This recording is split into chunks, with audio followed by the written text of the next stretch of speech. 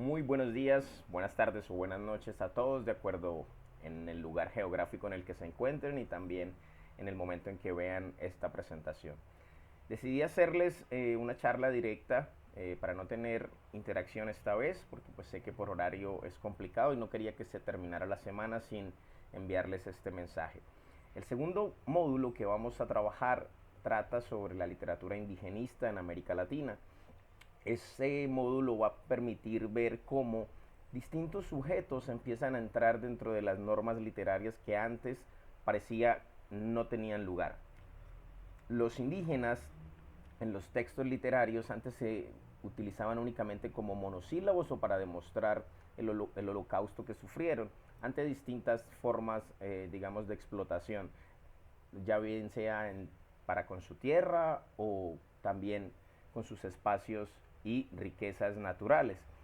Entonces, ya cuando surge la figura de José María Arguedas en Perú, el indígena toma un rol diferente dentro del texto narrativo. Antes se utilizaba muy poco, decía solo monosílabos, y su cosmovisión, digamos que no se conocía tanto. José María Arguedas, vinculando un tanto la antropología y la sociología que apenas si empezaba como a despuntar, utiliza las armas de la literatura para darle cuerpo y estética a esos indígenas, para empezar a dialogar con ellos y ponernos de frente ante un mundo que, aunque tenemos a pocos metros de nuestras narices, no queríamos ver. José María Arguedas termina siendo una figura fundamental para la literatura de nuestra América y es él uno de los grandes padres de lo que luego se va a llamar boom latinoamericano.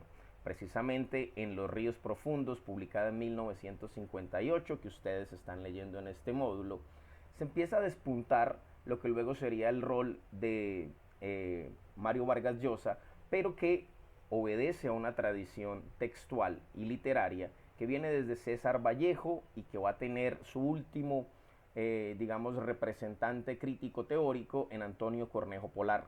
Esta tradición literaria indígena y peruana nos permite como comprendernos más dentro de un continente que le perteneció durante muchísimo tiempo a los indígenas, pero que luego empezamos a conocer gracias a la lengua española. Por eso es tan importante José María Arguedas, por eso es tan importante que vincule al quechua dentro del texto, por eso es tan importante que empiece a revisar cuál es el rol del indígena en este proceso de modernización de las ciudades. Y ahí, pues por supuesto, las artes literarias le van a permitir mostrarle al lector qué es lo que tiene por decir el indígena, cómo es el mundo de ese indígena, cómo canta Ernesto, a quién le canta, cuál es su arte, que va a ser nuestro protagonista, cómo se mueve, cómo respeta. Y todo este tipo de interacciones, les reitero, antes estaban como únicamente permitidas para decir que sí existía un otro, pero ese otro no se trabajaba desde la alteridad, desde la conciencia propia del valor que tenemos todos, el cual es equitativo como seres humanos. Aquí, al tener ya un protagonista que tiene una cosmovisión indígena clara y que entra claro en un conflicto directo con el proceso de modernización, la evangelización, el cristianismo, el castellano, nos permite como empezar por lo menos a entender que estamos dentro de un continente diverso y que todos tenemos el mismo valor. La historia peruana tiene mucho que ver con este proceso indigenista de José María Arguedas. Si en algún momento tienen la oportunidad de visitar Lima, en el Panteón de Lima hay estatuas ya desde lo que se llama memoria monumental, desde el monumento que empieza a narrar lo que sucedió para la independencia del Perú. Pues tenemos la indígena Micaela Bastidas, primero mujer y en segundo lugar indígena, que también participó y tiene su estatua en el Panteón de los Generales. Eso permite como comprender que Perú nos lleva una ventaja enorme que en Colombia no tenemos. En Colombia el indígena siempre ha estado relegado y lo más cercano que un presidente al menos afro ha llegado, pues inició en un proceso de blanqueamiento que tenemos nosotros. Si ustedes analizan los rostros de nuestros presidentes, más allá si son del centro democrático, si son del liberalismo, si son de la U, y pues bueno, si nos vamos más atrás al bipartidismo, todos los rostros son muy similares. Ya, digamos, más adelante vamos a ver en el curso también cómo García Márquez planteaba que la única diferencia entre los liberales y los conservadores es que unos iban a misa de 8 y otros a misa de 10. ¿Por qué señalaba esto? Porque pues en nuestro país, en nuestro suelo, sí existe un proceso de oligarquía dominante en el cual desde la fisonomía se tiene en cuenta para llegar a una presidencia. Bueno, Perú empieza a enviar un mensaje diferente, luego digamos que la figura de Tupac Amaru va a ser fundamental, porque también es uno de los héroes de independencia. Entonces, ya desde el colegio te empiezan a narrar que dentro de esos héroes o próceres de la independencia existieron los indígenas que tuvieron un papel preponderante en las batallas por la libertad y la independencia de una nación. Y eso ya te marca como una comprensión distinta de tu mundo, al menos de tu cosmovisión. De la misma manera, Lima y la Universidad Nacional Mayor de San Marcos tienen una tradición enorme en cuanto a las letras. Nosotros deberíamos aprender, porque el colombiano lamentablemente por este mismo proceso de blanqueamiento y de un discurso mucho más occidentalizado, cercano a lo francés o a lo norteamericano, creemos y miramos por encima del hombro a las grandes naciones de hoy que vienen de una civilización indígena muy fuerte. Recuerden que nuestros indígenas eran más nómadas, mucho más poquitos en número, y no tuvimos la capacidad que tuvo la civilización inca o que tuvo la civilización maya o azteca, por ejemplo. Y nosotros, lamentablemente, en el discurso del imaginario popular colombiano, terminamos viendo por encima del hombro a los bolivianos, a los ecuatorianos, a los peruanos, sencillamente por su tez. Bueno, la literatura va a llegar a decir, no, mi hermanito, no, mi hermanita, somos iguales, y no solo somos iguales, sino que tenemos un montón que aprender de ellos. Allí en Lima también se crea la Casa de la Literatura Peruana, y en la Universidad Nacional Mayor de San Marcos se crea esa escuela que además es la primera en América, la decana de América, y allí pues se crea la escuela de la Facultad de Filosofía y Letras, donde van a escribir César Vallejo, donde va a trabajar José María Arguedas, donde va a estar Mario Vargas Llosa y por supuesto va a ser rector Antonio Cornejo Polar. ¿Por qué les digo estos nombres? Y está bien que se tomen un ratito y los googleen, porque cada uno de ellos aportó para que la tradición peruana de las letras en Latinoamérica nos permitiera ver unos horizontes que nosotros antes no habíamos trabajado. Ahí en la Universidad Nacional Mayor de San Marcos se empiezan a dar los debates intelectuales y críticos frente a la obra literaria, como obra artística. Los Ríos Profundos ha tenido muchísimas ediciones, era un libro complicado de conseguir en Colombia hace unos años, ya no, ya menos mal que no.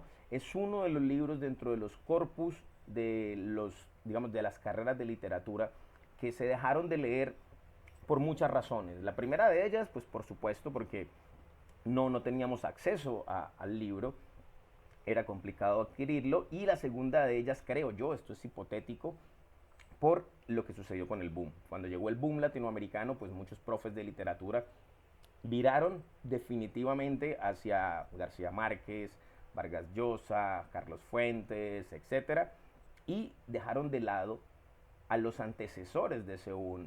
Para mí, para quien les habla, el boom latinoamericano no existiría sin los padres del boom, como Asturias y Arguedas, por ejemplo, por nombrar solo dos casos. Y eso es fundamental reconocerlo, porque cuando tú lees Los Ríos Profundos, por ejemplo, te vas a dar cuenta que es el primer texto en el que salen las mariposas amarillas, que luego van a representar a uno de los grandes personajes de 100 años de soledad. Te encuentras un paisaje muy bien descrito, te encuentras un choque, digamos, que se mantiene latente entre lo que fue el Imperio Inca y lo que es hoy el Perú. Y eso desde todos los puntos de vista, desde lo cultural, desde lo artístico, desde lo musical. Van a ver lo que sucede con el Ayllu. ¿Qué es el Ayllu? ¿Por qué suena? ¿Con qué me conecta el sonido del Ayllu en el juego infantil? Además vuelve, más bien llega por primera vez como ese trabajo fuerte desde lo que significa un colegio, en este caso de varones. ¿Y qué sucede en un colegio de varones? ¿Cómo se empieza a ver el mundo desde el colegio? Todos vamos en algún momento a conectar con lo que tuvimos en nuestra etapa colegial, bien sea en primaria o en bachillerato, de acuerdo a lo que nos tocó, y por supuesto pues los debates que ahí se dan. Entra además el papel del clero. Vamos a estar en un colegio religioso, recorriendo el día a día de un colegio que además se vuelve también una especie de orfanato para algunos niños, y que además permite ver cómo esos niños, cómo esos estudiantes empiezan a experimentar el mundo, y de esa manera uno se mete con el personaje principal a ver la forma en que se conoce lo que está dentro, y se empieza a conocer lo que está afuera. Va a existir una trifulca, va a existir una batalla, y ahí no les hago más spoiler, pero la idea es que cuando nosotros estemos leyendo Los Ríos Profundos, sintamos cómo ese texto dialoga también con nuestra intimidad, con nuestra propia vida, pero además con nuestro contexto social, económico, político, cultural, etcétera. Lo que tiene América Latina de diferente a otras naciones, a otros continentes, perdón, es que nosotros, aunque vivamos en regiones y en naciones diferentes, tenemos historias muy similares por nuestro proceso de modernización, particularmente en el siglo XX, y que pues viene también de pues, digamos, las gestas independentistas que también se dieron como en el mismo lapso, y eso nos permite como unificarnos más, ser unidos aún en la diversidad. Dentro del texto va a haber una descripción magnífica de las piedras de Cusco y de la catedral de Cusco, que es definitivamente imponente e imperial. Ahí Ernesto va a empezar a tocar las piedras y a través del tacto sentir la conexión que tiene con sus antepasados, quienes levantaron esas piedras para construir los grandes templos del cristianismo. Entonces ahí viene el debate. Si el indígena no entraba a la iglesia cristiana en ese momento, hoy en día, revaluado, digamos, ese instante de choque cultural y de choque también sanguinario en muchas ocasiones, pues podemos ver que si nos ponemos juiciosos, todos los católicos y las deidades católicas, Jesús y el parche, deberían estar absolutamente agradecidos con los indígenas porque fueron ellos quienes levantaron los templos para que el catolicismo se impusiera como religión. Ahí está la piedra incaica, y ahí también va a estar el río, y ahí también van a estar las nubes de mariposas amarillas, las palomas, los sonidos. Si ustedes en algún momento tuvieron la oportunidad de vivir o convivir en el campo, en la ruralidad de algún país latinoamericano, pues van a sentir que están caminando por ahí, haciendo como una caminata a través de la lectura. Y de la misma forma viene como el contraste que luego vamos a ver en Juan Rulfo, y es qué es lo que sucede con la escritura. Nosotros lamentablemente nos impusieron el analfabetismo para catalogarnos cuando nosotros como continente éramos un continente oral. Había sabiduría, claro que había sabiduría, había conocimiento, por supuesto que había conocimiento. Había una cantidad de saberes arquitectónicos, de ingeniería, culturales, musicales, textuales, literarios, pictóricos, etcétera. Pero si no sabíamos leer y escribir cuando llegaron los españoles, entonces nos volvimos como una especie de seres humanos de segundo, tercero, cuarto, quinto orden. Y esto es fundamental reconocerlo. ¿Por qué? Porque la palabra analfabeta ya está totalmente revaluada. Nosotros pertenecemos a culturas orales y el conocimiento se daba, digamos, de generación en generación, y el más anciano de la tribu era quien más sabía, y por lo tanto era quien, pues, digamos, intentaba como guiar a su comunidad. Este proceso se va a reconocer dentro de la novela cuando Ernesto hable de algunas mujeres y qué pasaría si pudieran hablar y escribir. Recordemos que en todas las civilizaciones primero fue el canto antes que la escritura. Lamentablemente nosotros, pues cuando nos fundan como Estado-nación en el siglo XX, pues lo que sucede en, bueno, siglo XIX, pero ya como que sentimos que somos nacionales a partir del siglo XX y entendemos un poquito qué es eso de ser colombiano, peruano, mexicano, argentino, y al final pues vamos a saber que somos todos de nuestra América, todos somos latinoamericanos.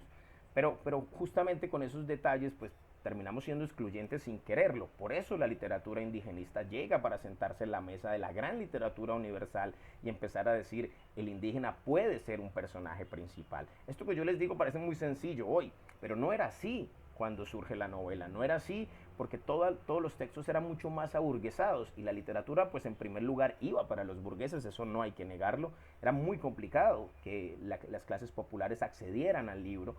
Pues existieron muchas técnicas como leer a través de parlantes en las grandes empresas, en las grandes, digamos, obras de construcción. Si se empacaba habanos, por ejemplo, en Cuba también le leían a los empleados.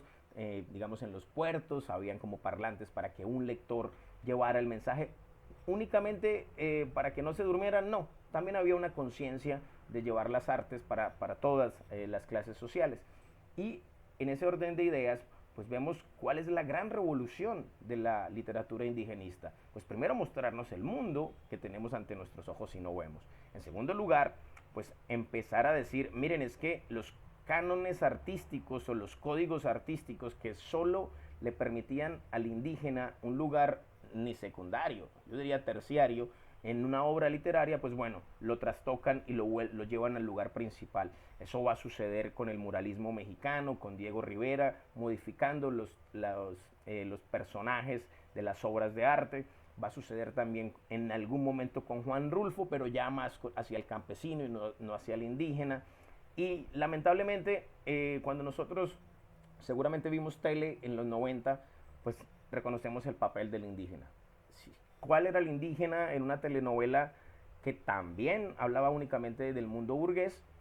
Pues bueno, era la nana, quien criaba al protagonista, era un chofer, era alguien que podía curar con hierbas, pero no tenía mucho parlamento, no tenía un papel protagónico, todavía entrado, pues finalizando más bien el siglo XX. Bueno, las artes desde mucho tiempo atrás ya venían dando la pelea, mostrando que si realmente nosotros vamos a ser un continente válido, nuestras bases están en el pensamiento indígena. Esta frase no es mía, esta frase es de José Martí, luego la retomaría Orlando Falsborda en la sociología colombiana, pero José Martí lo había planteado a finales del 19, principios del 20. Si América tiene inteligencia, esa inteligencia es un penacho indígena, es decir, nuestra inteligencia radica en la cosmovisión de los indígenas. Esto, por supuesto que ustedes lo van a encontrar en los ríos profundos y pues por ahí vamos a intentar mirar la reflexión con la tarea que les quedó. De ñapa, como siempre suelo darles un poquito, les voy a dejar una entrevista que pues conseguí por ahí hace unos años y que rescaté pues para cursos de narrativa y de literatura latinoamericana del siglo XX, de la revista Trilce, que fue muy importante en su época, estas revistas literarias que intentaban vincular lo mejor de la creación, pero también lo mejor de la crítica y la teoría sobre las obras artísticas. En esta edición pues sale Borges, Macedonio Fernández, hay cuentos, hay poesías, está César Vallejo y además una entrevista a José María Arguedas, que es muy poco conocido, muy poco leído, pero particularmente esta entrevista pues no se difundió mucho, no tenemos como la posibilidad de acceder a este tipo de revistas con frecuencia, pero yo les comparto el PDF y les dejo como de qué página deben leer como mínimo. Es la ñapa, esto no es obligatorio de tarea, pero si alguien quiere profundizar un poquito más, también es una lectura más ágil, mucho más amena y siempre a mí me parece que es importante escuchar a los escritores hablando sobre sus obras, sus intenciones, sus posibilidades y lo que lograron quizá y lo que no lograron quizá y dónde estaba su proyecto literario en esos momentos relacionado con lo que era el Perú de mitad del siglo anterior. Y pues finalmente les dejo como un pedacito, un guiñito, para que comprendan que lo que era obra artística, lo que era creación, digamos, lo que era poesía, narrativa, y luego fue crítica, se unificó en la figura que es el último pendaño de esta escalera de la estructura de la tradición literaria peruana del siglo XX y es Antonio Cornejo Polar. Ya se los había mencionado, fue rector de la Universidad Nacional Mayor de San Marcos, es el fundador de la revista de crítica literaria latinoamericana y profesor invitado en muchísimas universidades, entre Berkeley, Pittsburgh, UNAM, etc. Antonio Cornejo Polar tiene uno de los libros teóricos que más comprende la literatura de este continente y es Escribir en el aire. Se consigue en PDF, yo creo que tengo algunos capítulos por ahí, si a alguien le interesa también me escribe y con muchísimo gusto se lo comparto. Y con esto cierro la invitación para que concluyan su lectura, si no la han iniciado, la inicien. De verdad es una obra que está dentro de las 10 mejores novelas, pero para comprender lo que es el continente latinoamericano. Hay muchísimas más, pero allí hay distintos momentos que pueden dialogar, o dialogan más bien directamente, con lo que luego germinó como boom latinoamericano y que sí obligó a que el mundo ya definitivamente comprendiera, vea, es que estos no son indígenas que hablan, no, aparte hacen arte. Se demoró un montón, pero los primeros pasos los van a encontrar, o muchos de ellos los van a encontrar en este texto de Los ríos profundos. Por mí, no es más, les dejo este video corto, quería que fueran 20 minutos directos, espero motivar su lectura, espero que en este diálogo de saberes con la tradición literaria peruana algo ustedes puedan sumar y por supuesto son muy valiosas sus interpretaciones.